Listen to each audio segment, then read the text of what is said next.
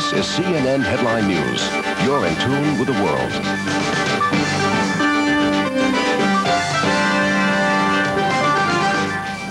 A triumphant Reagan, a gracious Mondale. Hello, I'm Jane Agri. A jubilant President Reagan today is savoring a re-election mandate of near-record proportions. Mr. Reagan came just shy of the 50-state sweep his advisors had sought. Only Walter Mondale's home state of Minnesota and the District of Columbia backed the defeated Democrat. A victorious Reagan said that his landslide win meant completion of an unfinished agenda. For Mondale, it meant the end of a hard 22-month campaign. He has won. We are all Americans. He is our president, and we honor him tonight. We've come together again, we're united again, and now let's start building together and keep that prairie fire alive, and let's never stop shaping that society which lets each person's dreams unfold into a life of unending hope.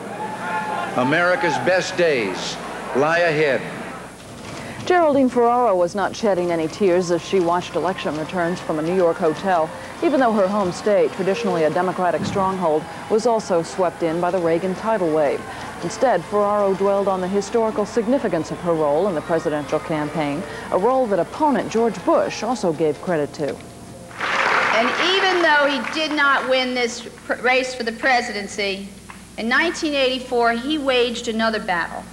A battle for equal opportunity, and that battle Walter Mondale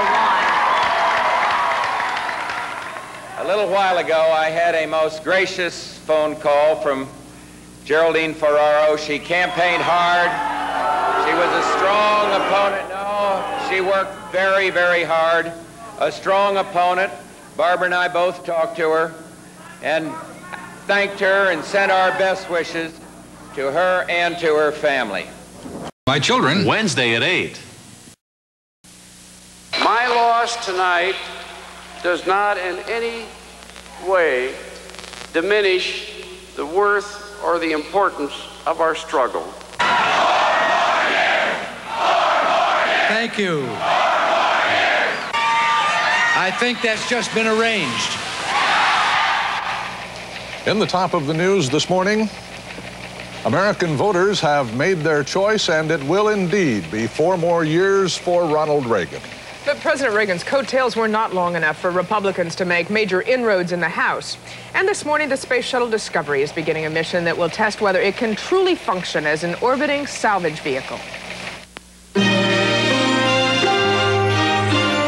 From ABC News, this is World News This Morning for Wednesday, November 7th, 1984. It's 6 a.m. Now from ABC News election headquarters in New York, Steve Bell and Kathleen Sullivan.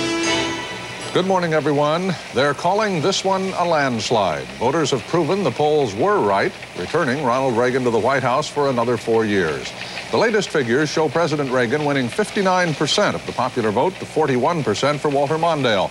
Mr. Reagan also captured 525 electoral votes, the most ever, to just 13 for the challenger.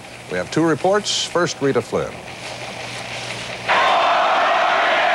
That familiar chant heard throughout the campaign prompted Ronald Reagan's first words of acceptance. I think that's just been arranged. Mr. Reagan moved to heal the wounds of a bitter political fight when he told of the talk he'd had only minutes before with the man to whom he'd handed such a stunning defeat. Just a short time ago, Walter Mondale phoned me. He told me that we were all Americans, we'd go forward together. And though he managed to win without ever having to be specific about his plans for a second term, the president sought to keep the fires burning with slogans that spoke of the future. Tonight is the end of nothing, it's the beginning of everything. From here, the president heads next to his ranch outside Santa Barbara, where he's to spend the rest of the week relaxing as his aides begin to think hard about what's to be done with this mandate, a mandate so convincing that some of his advisors are already saying it amounts to a blank check. Rita Flynn, ABC News, Los Angeles. This is Betsy Aaron. They hoped for the miracle which never came, supporters watching for any good news, staffers consoling each other. And finally, with the polls closed, Walter Mondale joined them. He has won. We are all Americans. He is our president, and we honor him tonight. There were no boos, no blame, no recriminations from the gracious candidate. And although I would have rather won,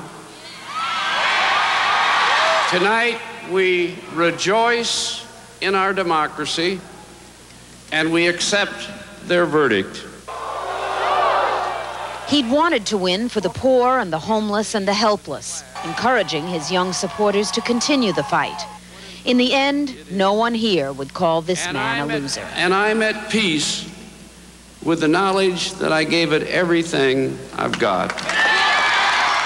There were some who said all along that Walter Mondale didn't stand a chance. There were many who criticized his campaign. The size of the loss could satisfy both arguments. But by choosing a woman to share his presidential ticket, this cautious compromiser had changed the face of American politics. No small accomplishment. Betsy Aaron, ABC News, with the Mondale campaign in St. Paul. The race for vice president was sometimes marked by bitter rhetoric on both sides, but last night both Geraldine Ferraro and Vice President George Bush took the high road as they came to the end of the campaign trail. Tonight, the campaign ends.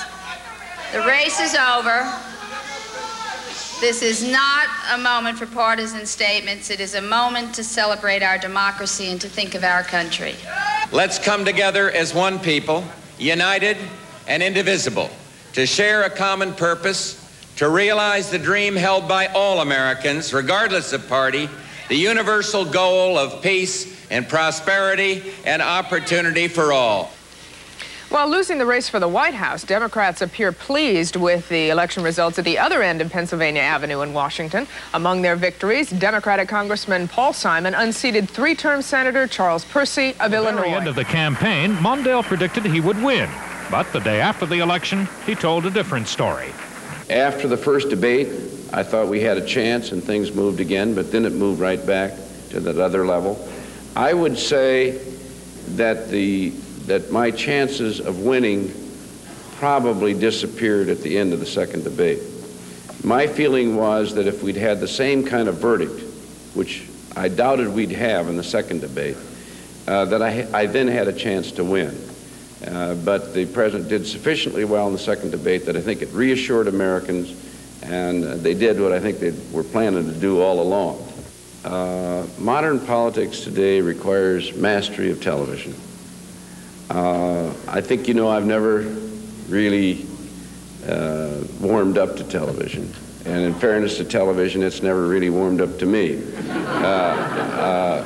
And I, by instinct and tradition, I've never liked, I don't like these things, as a matter of fact. We may have to figure out how to get our candidates to do a little bit better on television. I don't believe it's possible anymore to run for president without the capacity to build confidence and communications every night. And what will the president do with his victory? These are things that have to do with not going along with the idea that the only way you can cut spending is to eliminate or reduce some program. What we're talking about is being able to do things government is supposed to do, but doing it more efficiently and economically. And there's evidence of that.